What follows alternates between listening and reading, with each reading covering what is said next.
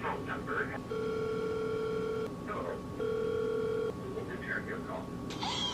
I don't think I've ever talked about this too much, but like I've already made a video talking about working at sponsors presents, so like that's one thing. But I want to talk a little bit more about jobs. I'm so sorry if that's not your vibe. For the next however long this video is, what's going on? I'm your parental figure for a minute. Not to try to make that uncomfortable parasocial relationship, but just like I'm here to answer the fucking questions that you ask your parents that are like boomers as hell and don't fucking know, you know? Oh, also, I'm wearing my CVS shirt when I used to work at CVS. I worked at a Target, I think a week and 3 days in. Honestly, I used to do interviews for when I worked at Sponsors Presents. Interviewing was like such a weird thing, but it was also like super fun. I love doing interviews. So I'm not here just gonna say like, oh yeah, you got the job after watching this video. Absolutely not. I know for my first interviews, I watched tutorials on YouTube of like how to sit, what to say, like how to enunciate, like all this shit, and it was so stressful when like honestly it's not stressful. And I'm gonna calm you down, you know. I'm gonna kind of walk you through what goes down. If you've never had an interview, I know like a lot of my audience is like over the age of 21, but just for the future, you know, shit.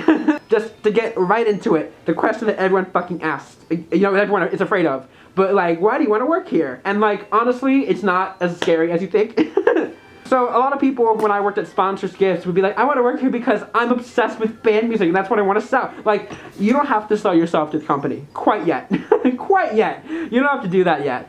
But an answer that I would always like be like astonished with is when people would say less of like anything about the company, but they were like, oh, I have been doing some job searching and I think that my skills would benefit your team in this way, and that way.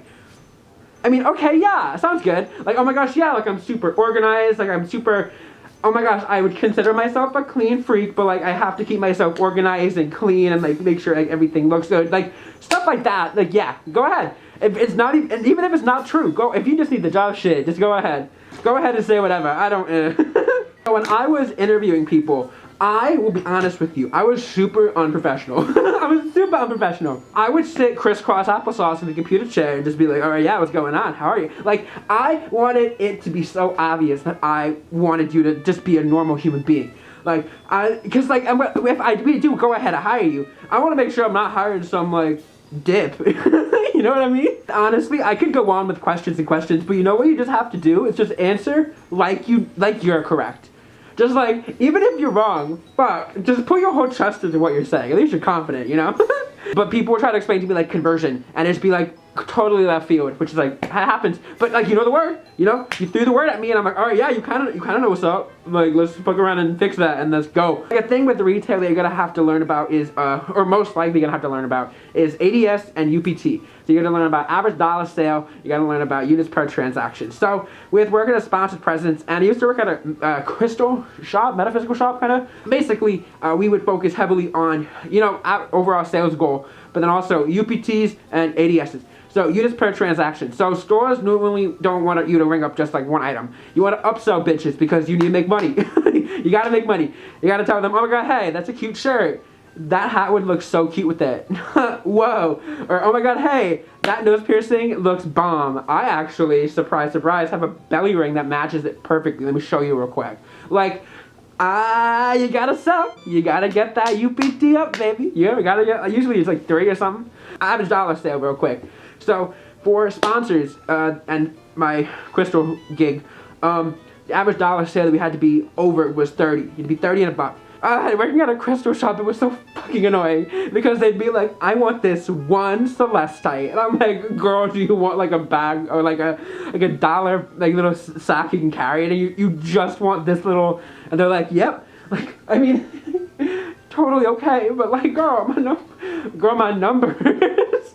Shit. you gotta make people want things they don't need. Oh my god, totally. If you don't do this, you're a psychopath. But you better wear like an all black fit. You gotta pull your hood up. You gotta walk in that store one day and just do a lap and leave. Okay? You gotta just know what you're walking into and be like, oh my god, hey, I shop here all the time. Like, I always go look at the shot glasses that are located next to the lava lamps. Like, just stupid shit like that makes me be like, okay, yeah, you've like been in here before. Because I've interviewed people and they'll come in and I'll be like, oh my god, hey, like, do you know what we kind of sell here? Like, you kind of chill with that vibe? And they're like, yeah, you guys sell like shirts, yeah? And I'm like, oh my gosh, yeah, we sell like shirts and we sell lingerie and we sell like intimate toys. And they're like, oh, ooh. And it's like, girl, just like, I'm not saying everyone knows what Spencer's in, but everyone knows that weird brick store in the mall always got the dicks on the wall. So like, come on, dude. Another thing that I feel so fucking bad, if you're already working a job, don't quit your job before the interview. Oh my god, the amount of people who I would interview and they would, you know, we do an interview, and honestly, sometimes I had this one, oh shit, she was making $18 an hour, and I was like, alright girl, also, just want to make this real clear, I don't fuck with what they paid us at the time, and that's a big reason why I quit. But I would offer, I think it was like $10.75 for a sales associate. So oh my god, yeah, I got you at $10.75. And they're like, oh my god, hey, actually, I used to make $18 in my old job. And I was like, oh my god, like I make like $1.75 more than you. I do not have that authority to give you that much money. And they'd be like, oh, but like, could you not match? I was like, no, like this, I'm super sorry, I really wish I could. And they had already quit. They had literally like already were halfway through their 2 weeks.